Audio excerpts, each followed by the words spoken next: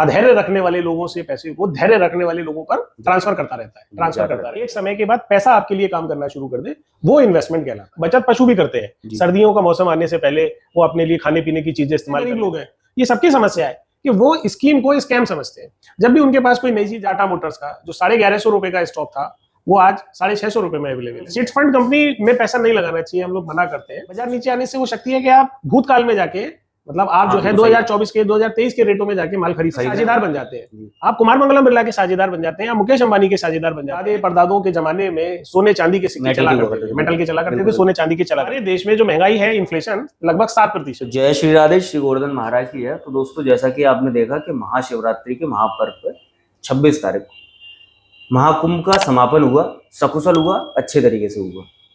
तो आपने देखा कि वहां हर किसी ने किसी न किसी तरीके से कमाई की। किसी ने 30 करोड़, किसी ने 40 लाख, किसी ने 50 लाख, किसी ने करोड़ों में किए, किसी ने लाखों में किए। हर तरीके से जैसे जिसको लगा उस तरीके से उसने अर्जन किया, धन का कमाई करी, मार्केट से लिए या फिर कैसे भी हुई। अब वो जो धन हमारे पास आया, तो अब कुछ लोग सोचते हैं कि सामान्यतः हर किसी परिवार में ये रहता है कि हमारी जो कमाई है उसमें से कुछ बचा के रखें भविष्य निधि के लिए, कि भविष्य में वो हमारे काम आए। तो उसको लेकर जो राय है वो आज हम जानेंगे। मैं मिलवाता हूँ, ये हमारे बड़े भाई साहब हैं, राहुल जिनका नाम है। तो राहुल भाई साहब हैं, हमारे बड़े भाई साहब हैं, मेरे बड़े भाई की तरह हैं। लेकिन मार्केट में बहुत अच्छी ग्रिप है, बहुत अच्छी पकड़ है, इतना सारा ज्ञान है मार्केटिंग का। तो इनसे जानेंगे आज कि क्या रहता है और क्या होता है ये मार्केट का जो जाल है, एक मकड़ जाल सा, जो सामान्यतः हर किसी की पकड़ में नहीं आता है। हर कोई फंस के ही रह जाता है, सोचते ही रह जाते हैं लोग। नमस्कार।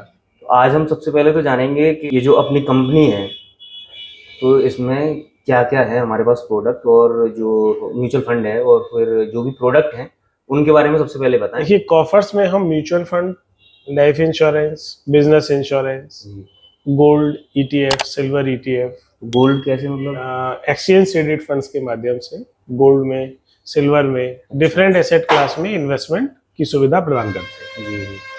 अच्छा, अब इसमें ये तो सेवाएं और उत्पाद रहे हमारे पास। एक प्रश्न सबसे पहले हमारे जहन में आता है कि 140 करोड़ की जनसंख्या है भारत में। सामान्यतः ज्यादातर जो जनसंख्या है हमारी, वो सामान्य परिवार से बिलोंग करते हैं। वो कुछ कमाते हैं, उसका कुछ धनराशि अपने पास रखते हैं कि हम इसको बचत, मतलब हमारे भविष्य में काम आएगा। कोई भी हमें कोई भी हानि या फिर कुछ भी होता है तो उसमें बचत और इन्वेस्टमेंट। अब उन्होंने बचा भी लिया, अब वो धनराशि इकट्ठी भी हुई, अब उसको इन्वेस्ट कहाँ करें, ये सवाल रहता है। बहुत अच्छा सवाल आपने पूछा, बचत और इन्वेस्टमेंट। तो देखिए, बचत और इन्वेस्टमेंट दो अलग अलग चीजें। सबसे पहले मैं बचत के बारे में बता देता हूँ कि बचत क्या होती है। देखिए, बचत का मतलब है कि किसी चीज को आज बचा के रखना कि भविष्य में वो आपके काम आ सके। बिल्कुल। बचत करने के जो माध्यम हमारे पास है, बैंक में पैसा जमा करना, FD करना, RD करना, पोस्ट ऑफिस में पैसे डालना, बच्चे गुल्लक में डालते हैं, इवन बचत पशु भी करते हैं। सर्दियों का मौसम आने से पहले वो अपने लिए खाने पीने की चीजें इस्तेमाल कर लेते हैं कि शरद ऋतु में वो उसका इस्तेमाल कर पाए। तो बचत का कॉन्सेप्ट ये है। इन्वेस्टमेंट एक नई चीज है। इन्वेस्टमेंट में क्या होता है कि आपको पैसे के लिए हमेशा काम ना करना पड़े, एक समय के बाद पैसा आपके लिए काम करना शुरू कर दे, वो इन्वेस्टमेंट कहलाता है। इन्वेस्टमेंट के जो टूल है, वो आप प्रॉपर्टी खरीदते हैं, किसी कॉमर्शियल प्रॉपर्टी को आपने हायर किया जिसका रेंट आ रहा है आपके पास में, म्यूचुअल फंड में पैसा डाला, या डिविडेंड पेइंग स्टॉक्स में आपने पैसा डाला, गोल्ड में पैसा लगाया, तो ये क्या होता है कि ये आपकी महंगाई को पार पा पाते हैं इस पे, इन्फ्लेशन। अच्छा, देखिए, बचत जो है, जो बचत को लेकर के मिसकॉन्सेप्ट है लोगों का पैसे बचाने को लेके, वो इसीलिए है कि वो हमारे पूर्वजों के द्वारा भी बचत की जाती थी, इन्वेस्टमेंट नहीं किया जाता था। पर इसमें उनकी कोई गलती नहीं है। उनके जमाने में महंगाई हुआ नहीं करती थी, हमारे पूर्वजों के जमाने में महंगाई थी नहीं। इस महंगाई की वजह पे मैं और आपको जानना चाहता हूं कि महंगाई की वजह क्या है। महंगाई की वजह है फिएट करेंसी। अब आप फिएट करेंसी को जानिए। आपका जो आज का नोट है 100 रुपए का, 500 रुपए का, या पहले 2000 का चला करता था, ये कागज का नोट है, इसकी अपनी कोई वैल्यू नहीं है। इसको हम फिएट करेंसी कहते हैं। जबकि हमारे दादे परदादों के जमाने में सोने चांदी के सिक्के चला करते थे, मेटल के चला करते थे, सोने चांदी के। तो समय के साथ उनकी कीमत बढ़ती रहती थी। अच्छा। अगर आपके पास एक सोने का सिक्का है, सोने की अशर्फी है, तो उसकी वैल्यू बढ़ती रहती थी। तो उपभोग करने की जो भी चीजें हैं वो आप आराम से खरीद पाते थे, क्योंकि आपकी करेंसी की वैल्यू खुद ब खुद बढ़ती थी। लेकिन आपकी ये जो करेंसी है, इसकी वैल्यू खुद ब खुद नहीं बढ़ती है। ये बहुत इंपॉर्टेंट टॉपिक मैं आपको बताने जा रहा हूं। अब आप ये देखिए कि सोना जो है आज से 20 साल पहले 3,500 रुपए का एक तोला मिला करता था, और आज सोना 90,000 रुपए, 88,000 रुपए के रेट में मिल रहा है। ठीक है, तो ये इन्फ्लेशन की वजह से महंगा हुआ। अब अगर मैं आपको एक परिस्थिति दूं कि मैं आपको 1,000 का नोट आज दे रहा हूं और 100 का नोट आपको दे रहा हूं मैं सन 2000 में, तो आप दोनों में से कौन सा नोट लेना पसंद करेंगे? 1,000 का नोट मैं आपको आज दे रहा हूं जी, और 100 का नोट दे रहा हूं मैं आपको सन 2000 में, तो आप दोनों में से कौन सा लेना पसंद करेंगे? अगर देखें तो 2000 में जो 100 का नोट दे रहे हैं आप, वो वैल्यू में ज्यादा मैं आपको ये शक्ति दे रहा हूं कि आप सन 2000 में जाकर के और 100 का नोट प्राप्त कर सकते हैं मुझसे। प्राप्त करूंगा। आप 100 का नोट प्राप्त करेंगे। क्यों आपने प्राप्त किया? क्योंकि वहां 100 रुपए की वैल्यू आज के 1,000 रुपए की वैल्यू से ज्यादा है। लेकिन यदि मैं आपको दूसरा ऑप्शन दूं कि मैं एक 25 ग्राम सोने का सिक्का आपको आज दे रहा हूं और 25 ग्राम और 10 ग्राम सोने का सिक्का सन 2000 में दे रहा हूं, तो आप दोनों में से कौन सा लेना पसंद करेंगे? आज वाला, क्योंकि सोने की वैल्यू कम नहीं हुई है। तो ये छोटी सी एक्सरसाइज मैंने आपसे की, इससे हमको ये पता चलेगा कि महंगाई जो बढ़ी है वो फिएट करेंसी की वजह से बढ़ी है, और इससे पार पाने के लिए आपको किसी ऐसे टूल में, ऐसे उपकरण में निवेश करना होगा जो आपकी महंगाई को बीट कर दे। अब जैसे हमारे देश में जो महंगाई है, इन्फ्लेशन लगभग 7% है, यानी कि आपका वो रुपया जो 7% नहीं बढ़ा, मान लीजिए सन 2024 में आपके पास में 100 रुपया था और सन 2025 में आपने उस पैसे को अपनी जेब में रखा, तो वो आपको लग रहा है कि वो 100 ही रुपए है, पर उसकी वैल्यू 93 रुपए की रह गई है, क्योंकि वस्तुओं की कीमत महंगाई के हिसाब से बढ़ गई है ना। अब आपने दूसरा एग्जाम्पल लिया, आपने उस पैसे को बैंक में रख दिया, अब बैंक में ब्याज मिल रही है 3.5% की, तो आपका 100 रुपया 103 रुपए 50 पैसे हो गया। तो इन्फ्लेशन से टक्कर तो ली, लेकिन आधी ही ले पाया। 3.5 रुपए के लॉस में आप अभी भी है फिलहाल में। अब आप तीसरी चीज में आइए, आपने उस पैसे को गोल्ड में या म्यूचुअल फंड में इन्वेस्ट कर दिया।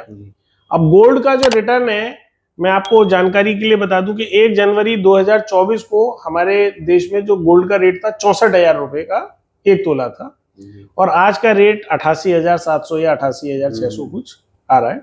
तो लगभग 24,000 रुपए प्रति तोला बढ़ गया है एक साल में। तो अगर हमने वही 100 रुपए का इन्वेस्टमेंट ETF के जरिए गोल्ड में भी कर दिया होता, तो आज मेरे 124 रुपए की वैल्यू होती। तो 7 रुपया इन्फ्लेशन का घटा दीजिए, तो भी आपके हाथ में 17 रुपए आए ना। तो इसको हम कहते हैं एल्फा। इस तरीके से कैलकुलेट किया जाता है महंगाई को। अब म्यूचुअल फंड में यदि 14% का स्टैंडर्ड रिटर्न भी हम लगाते हैं और 7% अल्फा को काट देते हैं, तो 7% आपके हाथ में आया। मतलब महंगाई के ऊपर हमने जो कमाया वो हमारा इन्वेस्टमेंट है, वो हमारे पास आया। और बचत से हम महंगाई को बीट नहीं कर पाते। बिल्कुल जी जी। अच्छा, तो जैसे अपने पास जो कंपनी है, मैं देखता हूँ कि मार्केट में तमाम ऐसी कंपनियां हैं जो मतलब म्यूचुअल फंड प्रोवाइड करती हैं, तमाम तरीके की सेवाएं देती हैं। इतने कंपटीशन में तो इसमें कैसे हम रिलाई करें कि हाँ इसको ही हमें सही वो करना है, तवज्जो देनी है, या फिर यही वो करना है, इन्वेस्ट करना है? देखिए, जैसा आप जानते हैं कि मैं पिछले 18 साल से आदित्य बिरला कैपिटल में अपनी सेवाएं दे रहा हूँ जी, और वहाँ पर हम मैनेजिंग पार्टनर के पद पर थे, और मैंने वो छोड़ दिया है पद, और ये अपना काम कंपनी बनाई है और इसको शुरू किया है। तो 18 साल का कस्टमर सेंट्रिक एक्सपीरियंस है। हर तरह का छोटा बड़ा ग्राहक हमने डील किया, उनकी समस्याएं सुनी। तो ये है कि कस्टमर सेंट्रिक हम सोचते हैं, पहले ये सोचते हैं कि कस्टमर के जूते में अपना पैर रख के देखते हैं। हम कुछ डिफरेंट नहीं करते, पर हम चीज़ों को डिफरेंटली करते हैं। हम क्या करते हैं कि कस्टमर के जूते में अपना पैर रख के देखते हैं कि अगर इसकी जगह मैं होता तो मुझे किस चीज़ की आवश्यकता है। इसको तो नॉलेज उतना नहीं है, मुझे नॉलेज है। अगर मैं इसकी परिस्थिति में होता, जैसे ये एक सज्जन मेरे पास आए जिनकी बिटिया की शादी 3 साल बाद होनी थी, तो उनका था कि भाई उनको कुछ पैसा निवेश करना था। अब 3 साल के जो टूल है बाजार में बहुत कम है, तो हमने सोचा कि भाई ऐसा हम सोचते हैं कि हमारी बहन की या हमारी बेटी 3 की, साल के मतलब प्लान कम है थोड़े, 3 साल के प्लान बाजार में कम होते अगर हैं, साधारण लंबे, भाषा में, थोड़े लंबे। हाँ, सामान्यतः भाषा में हाँ। पूछे तो ये। तो क्योंकि अब 3 साल में पैसे को मार्केट में भी नहीं रखा जा सकता। मान लीजिए शादी के दौरान अगर बाजार नीचे हुए तो शादी एक ऐसा इवेंट है जो कि टाला नहीं जा सकता, बिल्कुल बिल्कुल। है ना। तो बड़ा सोच समझ के निर्णय लेना होता है, कस्टमर बन के सोचते हैं, बस यही करते हैं। अच्छा, तो इस वजह से इन्वेस्ट करना चाहिए। अच्छा, एक मिथ ये भी है बनी हुई है मार्केट में कि जैसे म्यूचुअल फंड में या फिर जो भी निवेश कर रहा है शेयर मार्केट में, बाजार में, शेयर मार्केट भी इसमें लेके आ सकते हैं। हाँ, लेके आ। तो इसमें जो निवेश कर रहा है वो मतलब अमीरों के चौचले हैं, क्योंकि उन पर अगर डूब भी जाए तो कोई फर्क नहीं पड़ता। तो ये एक मिथ है या फिर हर कोई इसमें इन्वेस्ट कर सकता है? और कम कैपिटल, मतलब सबसे बड़ा एक सवाल ये भी है कि ज्यादा हो तभी इन्वेस्ट करेंगे या फिर छोटी सी धनराशि से भी हम इन्वेस्ट कर सकते हैं किसी? देखिए, आपका बहुत वैलिड सवाल है ये जी। और अभी सेबी की जो पूर्व चेयरपर्सन थी श्रीमती माधुरी बुच, उन्होंने एसबीआई म्यूचुअल फंड के साथ मिलकर के 250 रुपए की जन धन एसआईपी शुरू की, यानी कि गरीब से गरीब व्यक्ति और हमारा बिल्कुल निचले पायदान पे खड़ा व्यक्ति भी इक्विटी मार्केट में आ सकता है और 250 रुपए प्रति माह से एसआईपी से जुड़ सकता है। जो मजदूर तबका है वो भी जुड़ सकता है, वो भी इन्वेस्ट कर सकता है। जी, 250 रुपए महीने से एसआईपी वो कर सकता है, पैसा जोड़ सकता है। तो ये तो मैं बिल्कुल नहीं कह सकता कि केवल अमीरों के चोचले हैं, कोई भी जुड़ सकता है म्यूचुअल फंड से, अपना म्यूचुअल फंड से जुड़ के पैसा बना सकता है, इक्विटी मार्केट में जा सकता है। हाँ, मैं इतना जरूर कहूंगा कि जो लोग पैसे वाले हैं वो क्यों पैसे वाले हैं और जो लोग गरीब हैं वो क्यों गरीब हैं, मैं इस पॉइंट पे आना चाहता हूँ। बिल्कुल। तो है क्या कि ये सब दिमाग का अंतर है, सोच का अंतर है। पैसा बनता है व्यापार में, पैसा नौकरी में नहीं बनता। अच्छा। पैसा केवल व्यापार में बनता है, चाहे आप खुद व्यापार करें या टाटा बिरला अंबानी व्यापार कर रहे हैं, उनके व्यापार में पैसा इन्वेस्ट कर रहे हैं। म्यूचुअल फंड के जरिए क्या होता है कि आप जो है जितनी भी बड़ी बड़ी कंपनियां, नवरत्न कंपनियां, लार्ज कैप कंपनियां, मिड कैप कंपनियों के बारे में आप सोचते हैं, आप उनके साझेदार बन जाते हैं। आप कुमार मंगलम बिरला के साझेदार बन जाते हैं, आप मुकेश अंबानी के साझेदार बन जाते हैं और अपना पैसा आप उनको देते हैं कि आप व्यापार में लगाइए, इन्वेस्ट करिए। तो मैं आपसे ही पूछना चाहता हूं कि व्यापार की समझ मुझे आपको ज्यादा है या मिस्टर कुमार मंगलम बिरला को ज्यादा होगी? नहीं, उनको ज्यादा है। उनको ज्यादा होगी।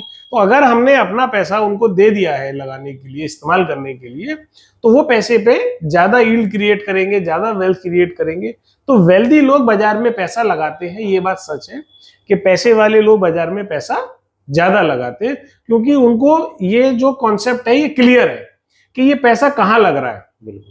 अपने व्यापार से निकाल के भी पैसा आजकल लोग लगा रहे हैं, जो कि गलत है। मैं मना करता हूं कि व्यापार में से पैसा निकाल के मत लगाइए, लेकिन बहुत लोग हैं कि व्यापार की यील्ड कम आ रही है, व्यापार में मार्जिन कम हो रहे हैं तो पैसा बाजार में लगा दे रहे हैं, लेकिन वो भी निखालिस व्यापार है।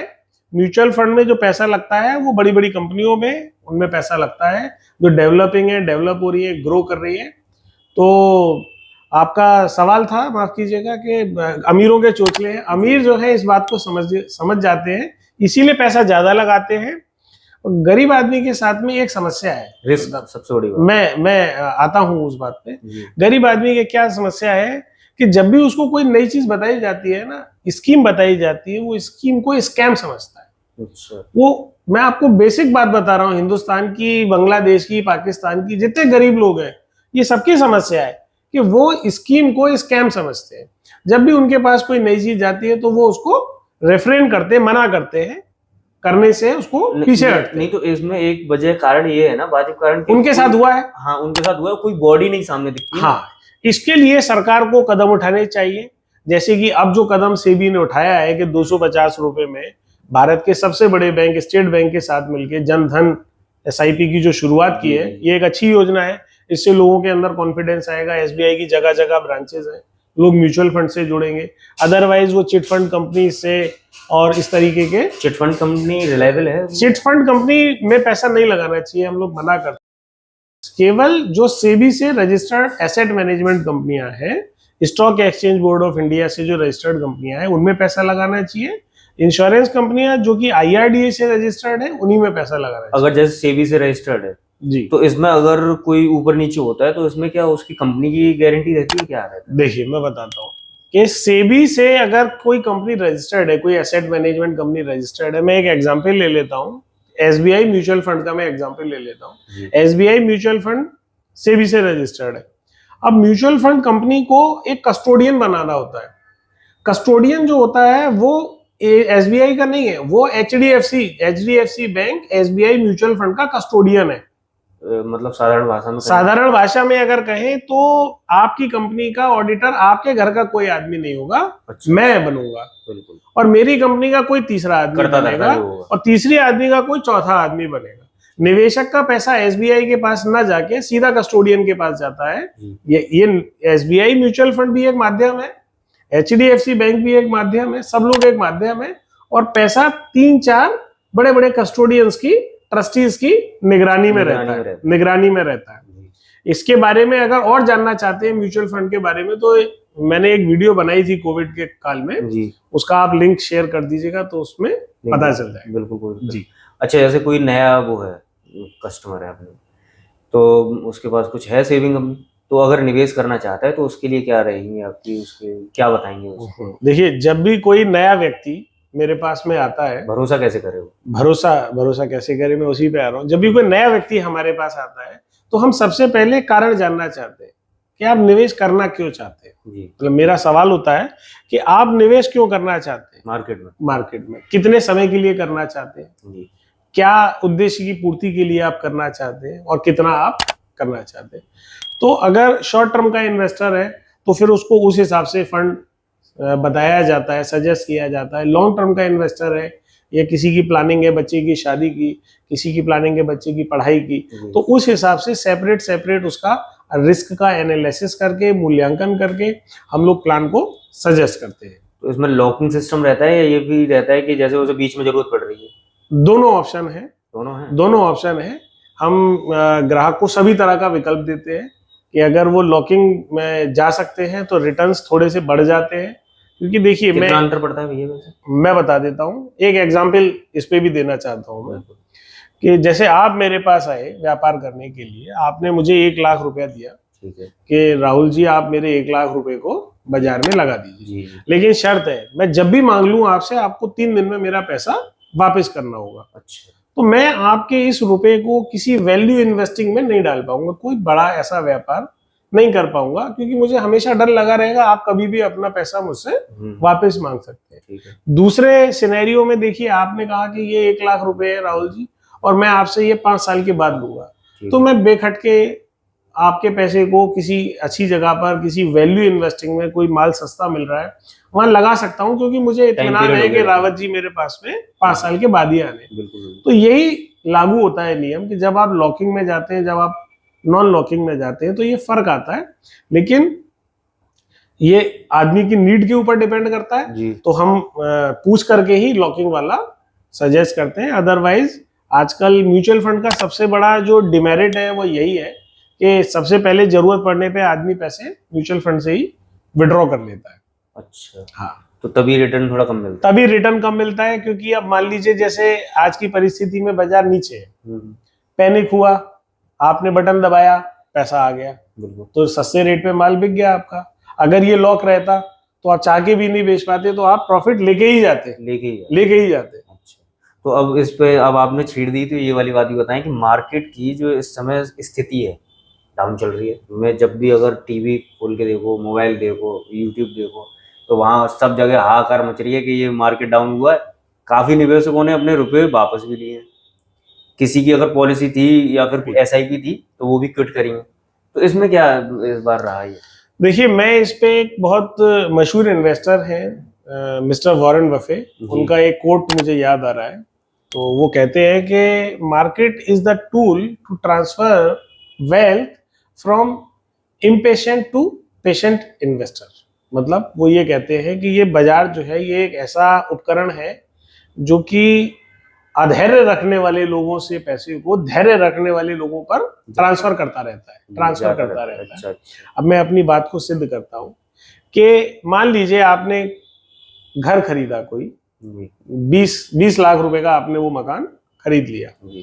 अब संयोगवश भगवत कृपा से 6 महीने के बाद में उसके बराबर वाला सेम बना हुआ मकान आपको 16 लाख रुपए में मिल रहा है।